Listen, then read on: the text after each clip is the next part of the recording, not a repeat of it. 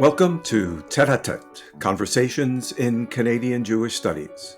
I'm Jonathan Slater, the host of this podcast.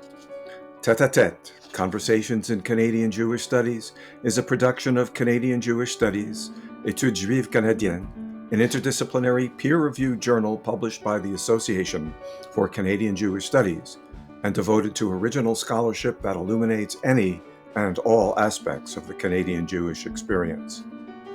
My guest today on Tête-à-Tête is Miriam Borden, author of Joshua, King David, and the Flying Nun, Doodles and Reader Annotations in Post-Holocaust Yiddish Primers for Children, an article that appears in issue number 38 of Canadian Jewish Studies, Études, juives canadiennes, the special summer 2024 edition, which focuses on the theme of Jewish education in Canada. Miriam Borden is a researcher and translator of Yiddish. She is a PhD candidate at the University of Toronto, working on the way folklore in Yiddish and the folklore we create about Yiddish shapes the way we've understood Jewish life before the Holocaust and thereafter. Miriam is also a historian of Yiddish in Toronto. She has conducted exhibitions of Yiddish books. She leads walking tours of Kensington Market, and she posts weekly Yiddish content for the Ontario Jewish Archives Instagram account every week. In addition, she is translating the work of Toronto's best-known Yiddish poet, Shimon Napalm, a TTC streetcar conductor on the college street line during the Great Depression. Miriam, welcome and thank you for joining me on Tête-à-Tête.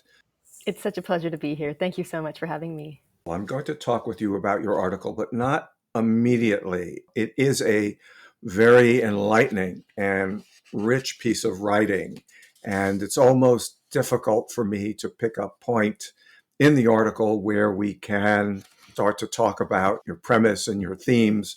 But what I wanted to hear from you about is how you discovered these doodle-ridden primers, these textbooks, these children's textbooks, which, by the way, I have to say, they're adorable. Sure, yeah. So, studying Yiddish in a city like Toronto is a real gift because you really get an opportunity to dig into the local history that actually happened here and that is still sort of unfolding in certain ways, whose legacy is still being determined. And I think that's really the frame for understanding how I even came to acquire these books. The books that I analyze in the article are actually mine. I own them now. I inherited them. And I inherited them from the Workmen's Circle, who in 2019 was selling their building, a building that they had occupied since the late 1950s, and it had been built actually for them, for the school they ran here, and ran until, I'm not exactly sure when it ended. I think it may have sort of faded out quietly, but sometime in the 1970s. And the school was really active. It was a supplementary school. And so they had students who would go to, Toronto public schools during the day. In the afternoons and on Sundays would attend Yiddish school. They would, by the 1950s, they had something like at least 10 students in every class at every level. And I believe this was a 6-year supplementary school, something like that. And by the 60s, those numbers were dwindling. But what they accumulated in the meantime in their classrooms and in their buildings was this amazing collection of material from generations of students who had attended the school over the years. In 2019, they were selling the building, and they knew that I was somebody who had expressed an interest in educational ephemera, I guess you could call it. Any kind of pamphlet or any kind of mimeographed booklet or any kind of half-filled-in workbook, any of that stuff. I'm just so tickled by that stuff. I love to collect it. I love to think about what it means for kids to learn in a certain era, compare it to the way kids learn today and so on. And part of this is because I teach Yiddish language, so I'm naturally interested in this. And so because I'd expressed an interest in this material, the people at the Workmen's Circle put aside books like these. And they said, would you like these? We're getting rid of them. We know you're interested. And that's how this came to be, that I actually inherited these books. Had you known that those books were there, the ones with the doodles, or was this a sort of a surprise for you? This was a total surprise. I began to leaf through them and I discovered doodles. And the more I read, the more I found this was not a unique situation. And in fact, as I sort of informally interviewed people I know who attended these schools once upon a time, they themselves also told me, hey, I have a book that's full of doodles.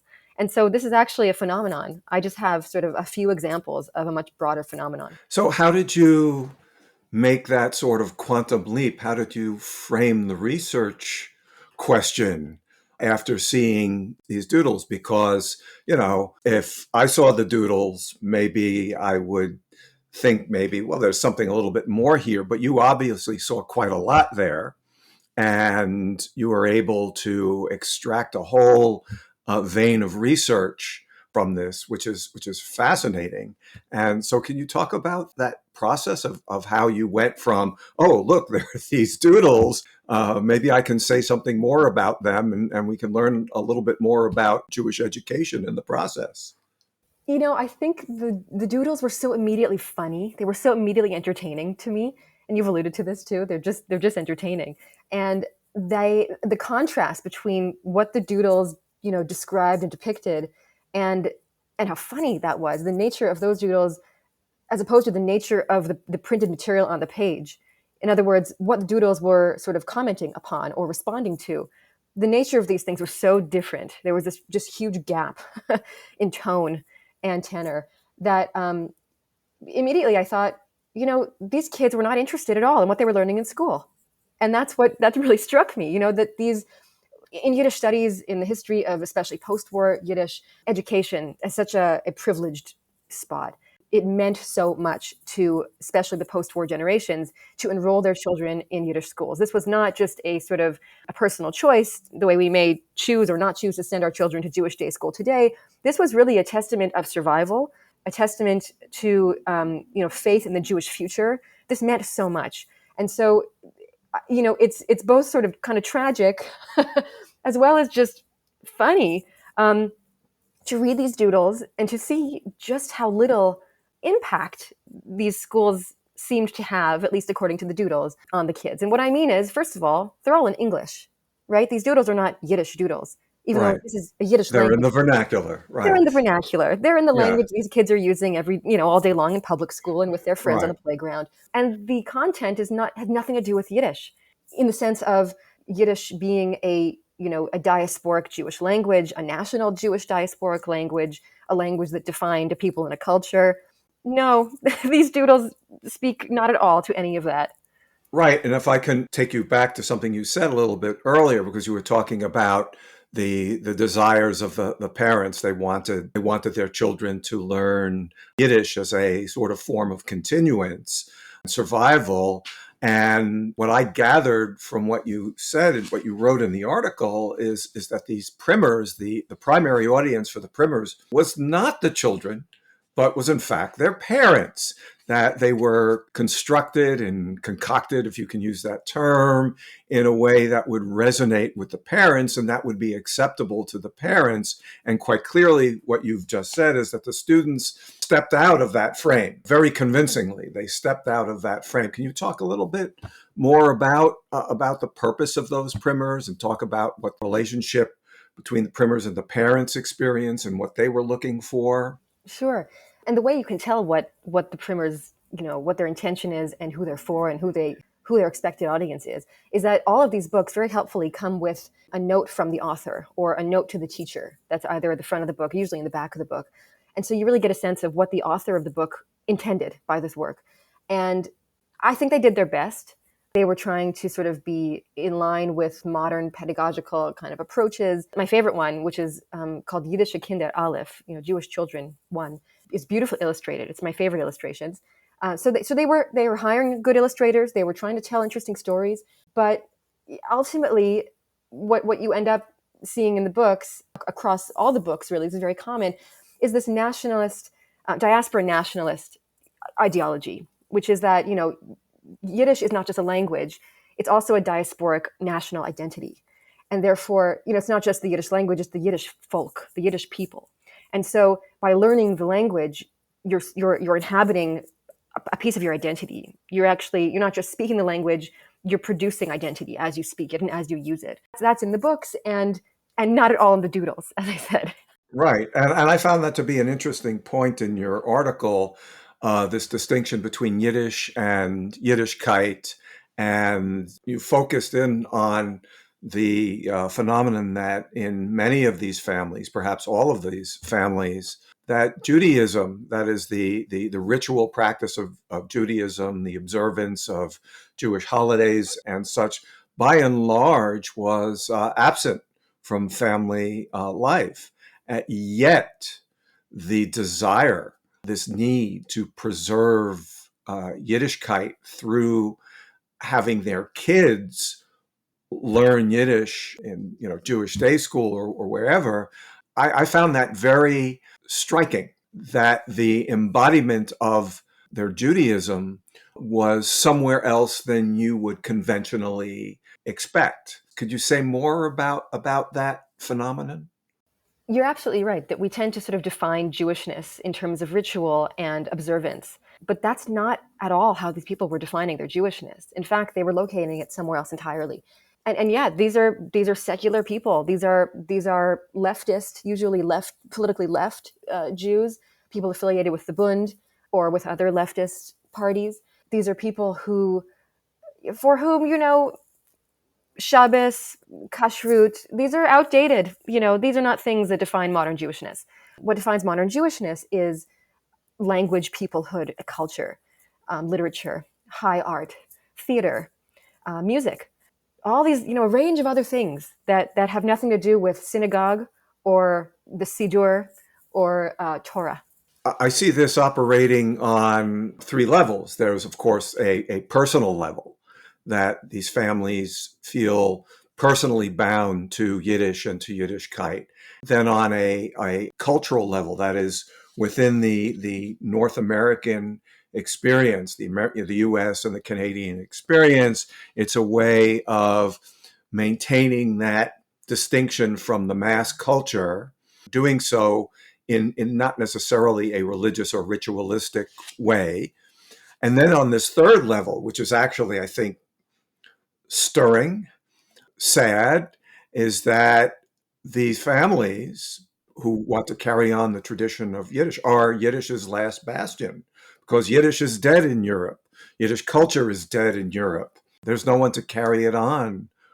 So I think it works on these multiple levels. What's your take on that, Miriam? Yeah, I think you've nailed it. I think they're deeply effective texts as a result. We think of them as sort of textbooks, okay, school books. No, these are texts that do operate on these various levels that do touch you deeply.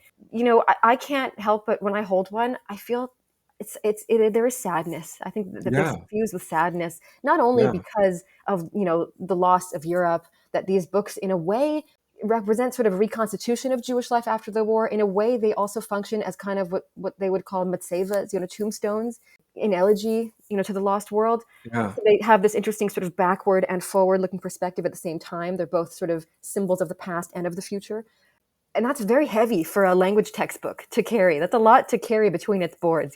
Yeah. Do the children, I would assume that the children did not understand, given the ages of the children who were using these textbooks, they probably didn't understand any of that significance. Maybe the parents didn't really grasp that significance, at least on a deep level. Well, I should say on a surface level, and then perhaps unconsciously there was that weight of grief that these books carried. The books, you won a prize, a Honey and Wax book collecting prize back in 2020, I think, Yes. for pulling this all together. Can you talk about that prize and why you won it? The prize was almost the sort of preface to the article. The prize came first. The prize was when I sort of really realized that I had a collection, actually, something that I could call a collection, rather than sort of the scattered remnants of an old educational system, which is sort of how it began.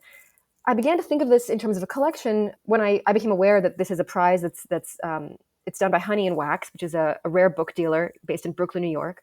And they have this prize, this annual prize, and the goal of the prize is to, shine a spotlight on young female collectors of books. This is largely a male-dominated world, the rare book world. And they're trying to, it's these two women who run this bookstore, and they're trying to really create a space for young women collectors. And I still met the age requirement then. I don't anymore, but I did then. They were looking for young women under 30. And you had to have a collection that didn't need to be rare in the eyes of sort of the industry.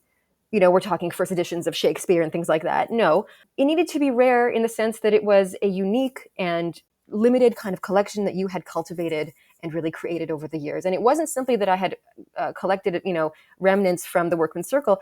Over the years, I had also collected books from other places. Like I say, Toronto is a place where Yiddish history is still unfolding. Its legacies are still being determined and negotiated in certain ways. And the Workman's Circle is not the only building that has, this massive supply of old textbooks. There were multiple Yiddish schools here at one point. And so I had collected enough of this material that I thought, I have something here.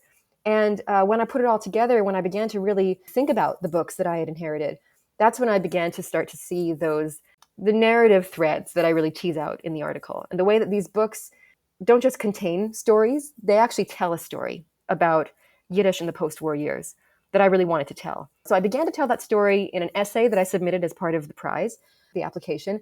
And, in the line they pulled out, the pull-out quote, when I actually won the prize, and I was very surprised, I must say, to win this prize, because, Yiddish textbooks, who would have thought?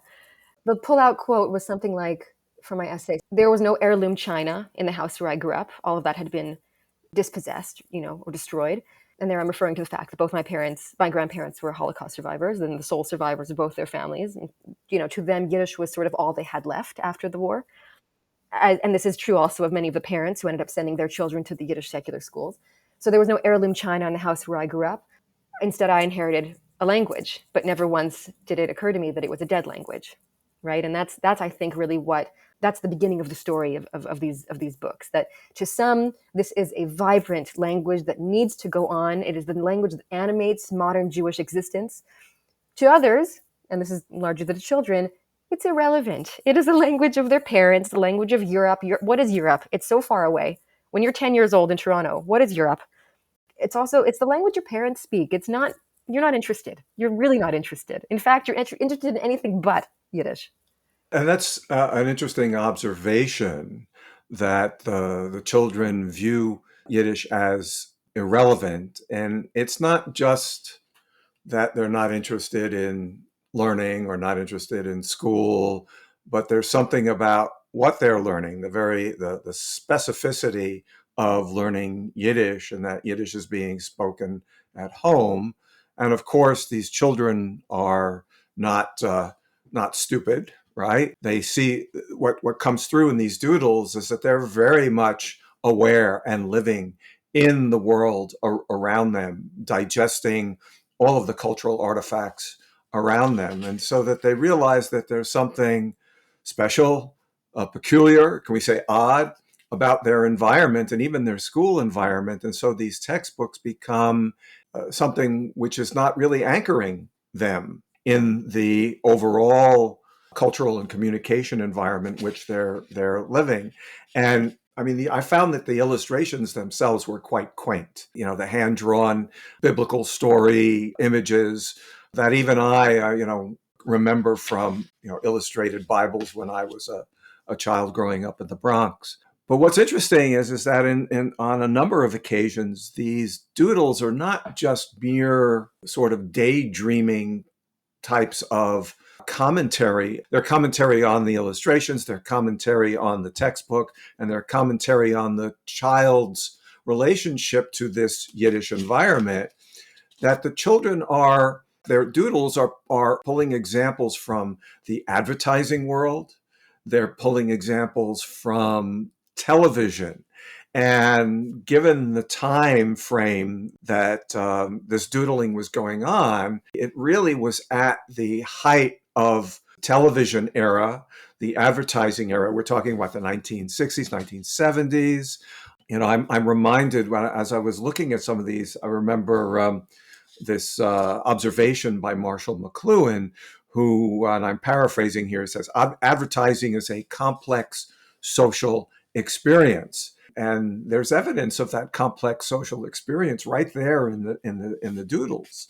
The communication environment in which these children are living becomes a sort of counter environment to the textbook, a counter environment to the Yiddishkeit that I don't want to say that their parents are imposing on them, but would love to see their children embrace and grow up in. What's your feeling about that? How do the infiltration of popular culture into the children's interactions with these texts?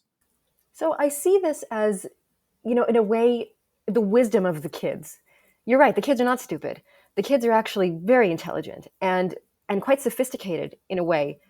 When you look at these doodles, in between, it's a lot of personal hygiene, humor based on personal hygiene. And I think this is schoolyard antics when you're sort of prepubescent. And I understand, okay, we can sort of contextualize it. Yeah, there's a lot of scatological stuff in there. A lot of it. Oh yeah. Oh yeah. There's quotations from Old Spice commercials and Levoris mouthwash and their chic razors. So this is not only the stuff they're seeing on TV; it's the stuff that's deeply resonating with them as they sort of For sure. as their bodies are changing and as they're sort of in this environment with other young, prepubescent kids or pubescent kids. So I think there's a reason that stuff features in the doodles.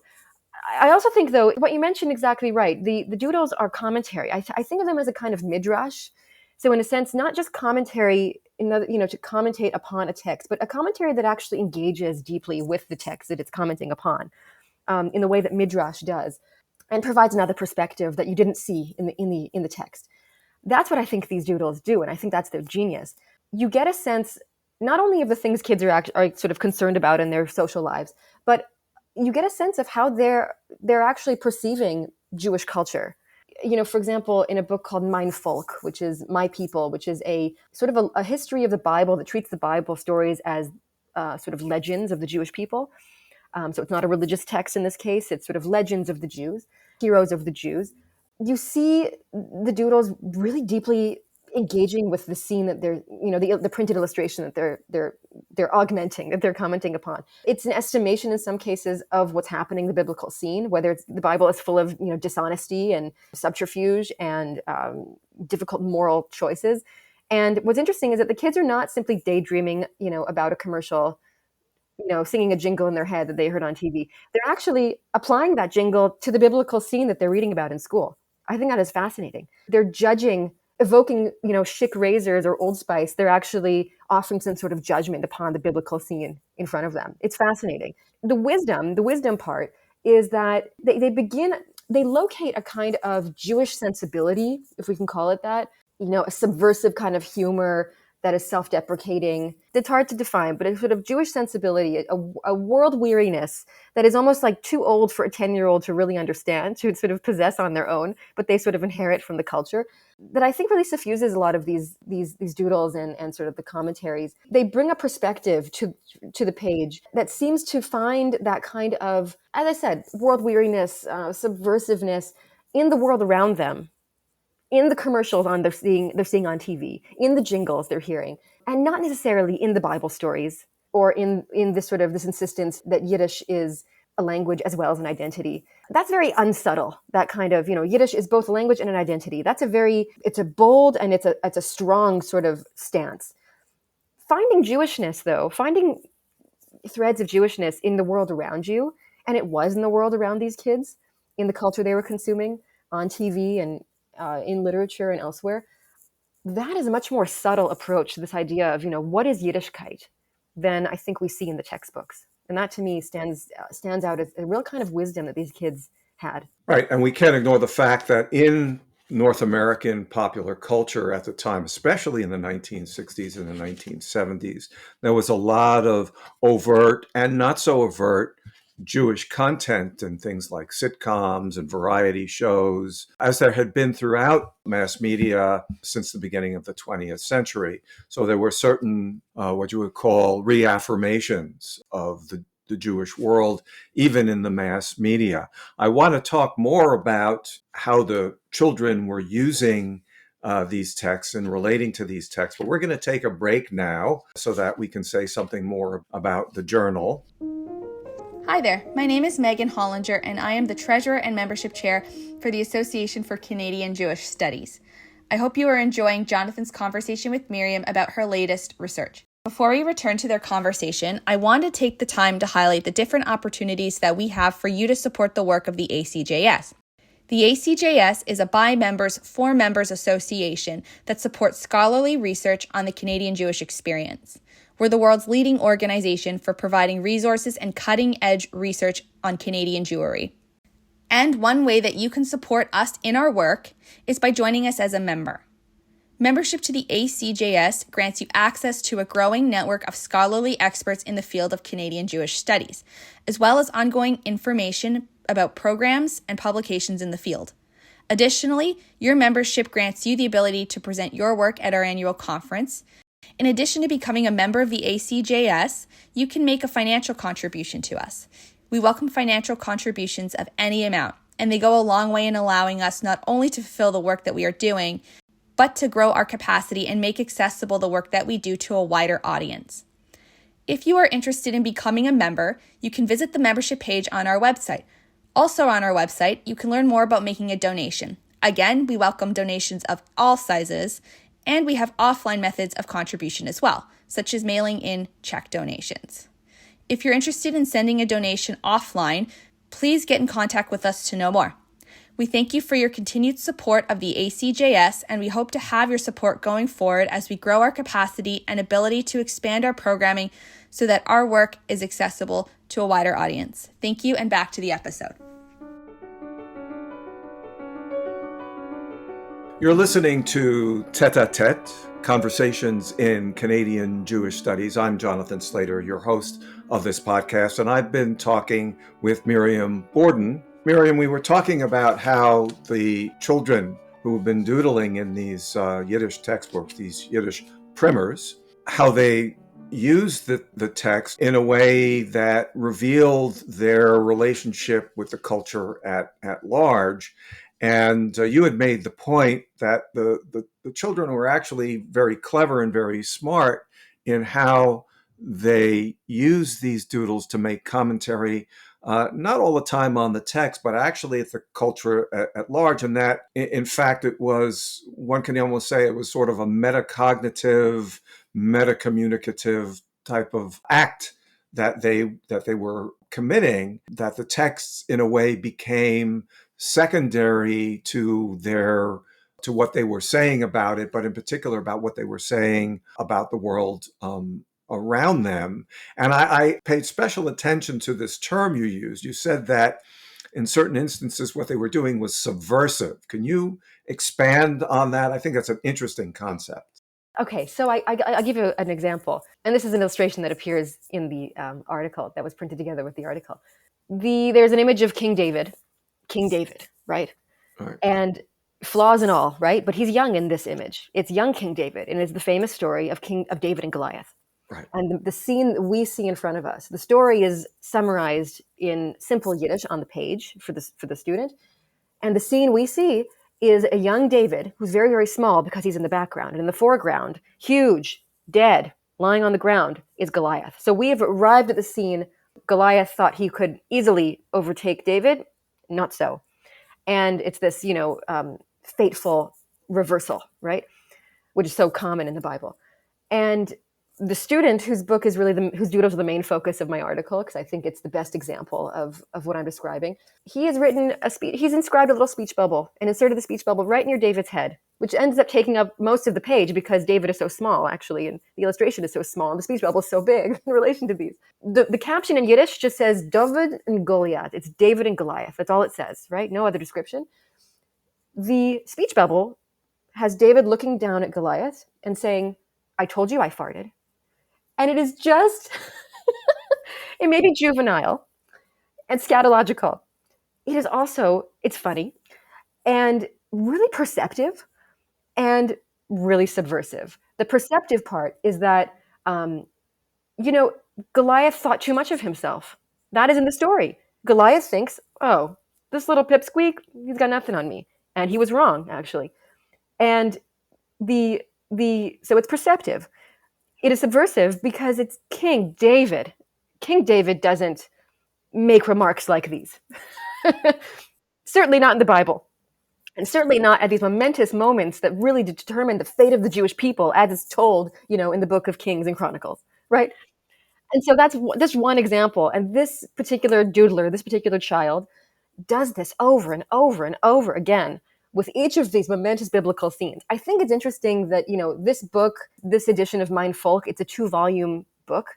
This is volume 2, which focuses on the books of Kings and Chronicles. Volume 1, I assume, must focus on the 5 books of Moses. And so it's true that in the biblical literature, a lot of yes, Genesis is full of morally questionable deeds and misdeeds. I think where the deeds and misdeeds of the Jewish people really shine are in the books of Kings and Chronicles, and I guess prophets too. And that's what is on display in this book, and that's exactly what this child is responding to the kind of, to the fact that it's well known that the Jewish heroes are not infallible, certainly not. Actually, to the contrary.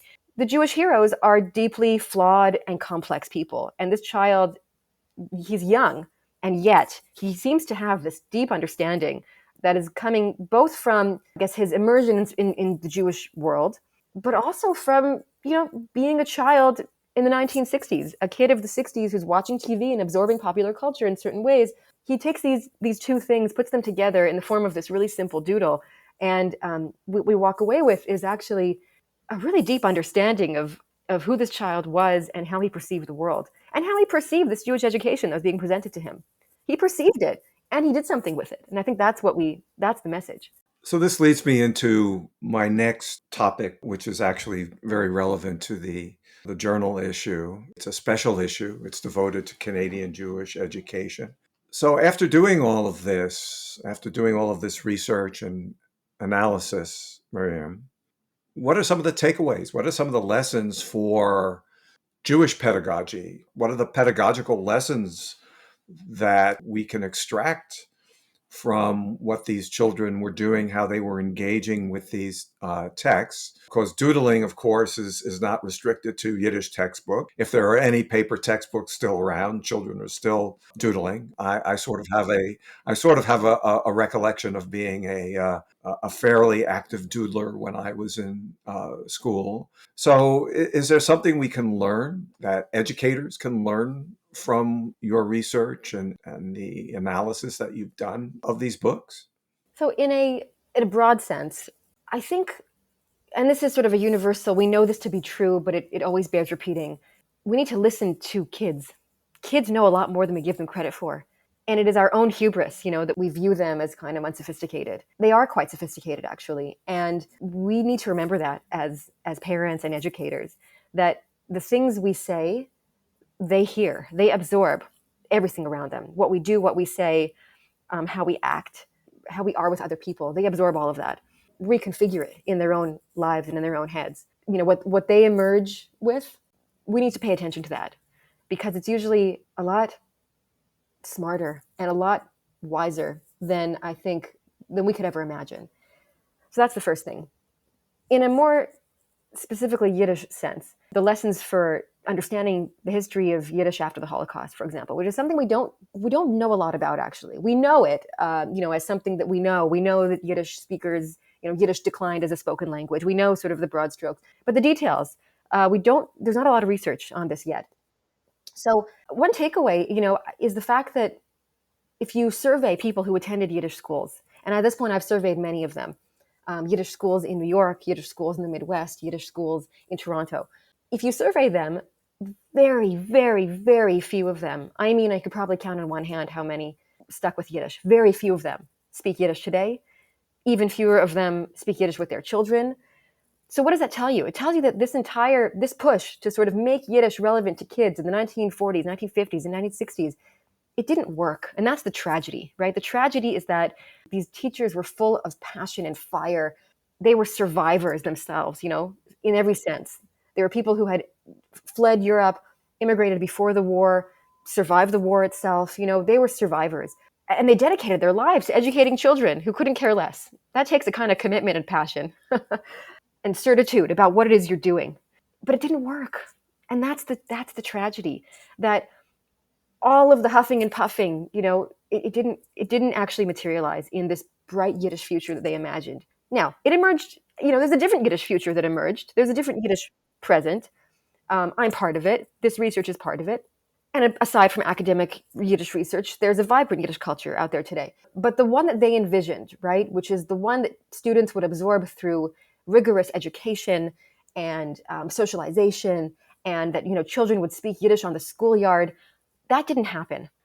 Instead, what did happen is sort of what these children are in a way predicting through their doodles, which is that where is Yiddish culture? You might argue, this may be contentious, hot take, where is Yiddish culture most vibrant other than in the places where people speak it today and sing in it, and there's Yiddish theater and all that, other than those places where Yiddish is explicit? Where else does Yiddish culture exist? In the culture around us, in North American culture. And part of this is the legacy of Jewish entertainers that you mentioned from mid-century onward, Jewish comedians, Lenny Bruce, right? His famous line, I guess, division of the world into Jewish and non-Jewish. New York is Jewish, right? He doesn't explain why. That's it. Jewish and Goyish. New York is Jewish. That's it, actually. And these kids kind of got that. And we see that in the commentary they left behind. So there's a wisdom. That's what I go back to the first thing I said, which is that kids have wisdom. They do understand the world that we present to them. They understand it in a way more than we do because it's new to them. They're experiencing it for the first time. To us, it's old. The world is old. They understand it on a much deeper level because it's fresh. And I think that to me is the takeaway. But there's been an interesting talking about the future of Yiddish. There's been a positive, interesting, and perhaps unexpected development on your end. You're doing your doctoral work in the German department at University of Toronto. You shared with me the other day that there's a proposal in to actually change the name of the department to the Department of German and Yiddish. Yeah. Right? To me, that's an amazing development. And I'm wondering if you can offer some commentary on that and some impressions of what the significance of that is. I think what we're seeing is, I think the first chair of Yiddish was established somewhere around 1950 at Columbia. And it was very difficult. It was not easy to get it established. It took a while for Yiddish studies to really take off. And now, I would say over the last 20 years, it really has. I'm proud to say that University of Toronto has sort of become a modern 21st century center for Yiddish studies. I think the proposal to change the department name is actually evidence of this. Yiddish is an exciting area to research, an exciting area to teach, an exciting area to think about. There seem to be more books and more dissertations every single year in some area of Yiddish studies, and yet we still have so much to know. There's still so much foundational research that has yet to be done. There's a lot of linguistics, for example, really kind of stopped after the 1960s. Although, of course, spoken Yiddish did not stop. There's so much left to do, and there's also so much already to appreciate. Yeah, Yiddish has arrived. Yiddish has arrived. It took a while, but Yiddish is here. Yiddish has arrived, and I think we've arrived at the end of our conversation, Miriam. I wanted to thank you for joining me today. I'm Jonathan Slater. I'm your host for Tête-à-Tête, and I have been in a most enthralling conversation today with Miriam Borden, who has published an article in issue number 38, the special summer 2024 edition of the journal. Her article is entitled Joshua, King David, and the Flying Nun, Doodles and Reader Annotations in Post-Holocaust Yiddish Primers for Children. I would urge you, if you have not yet read this article, you should read it and enjoy the illustrations and enjoy the doodles. And it's been a real pleasure talking with you today, Miriam. Thank you again for joining me. Thank you. Thank you again, Miriam. I really appreciated your time with me here on the podcast. I'm Jonathan Slater, your host of Tête-à-Tête. Thanks for listening to the show, and special thanks to our guest, Miriam Borden. This episode was produced and edited by Michelle Chang in Toronto. Our music is provided by J.K. Bradley. Our executive producers are Joshua Tapper and David Koffman. Tête-à-Tête is a podcast of the Association for Canadian Jewish Studies. You can find out more about the ACJS by checking out our website, acjs-aejc.ca. We're grateful to our supporters, the Taubman family, the Israel and Golda Koshitsky Center for Jewish Studies, the Social Science and Humanities Research Council's Aid to Scholarly Journals program, and the J. Richard Schiff Chair for the Study of Canadian Jewry.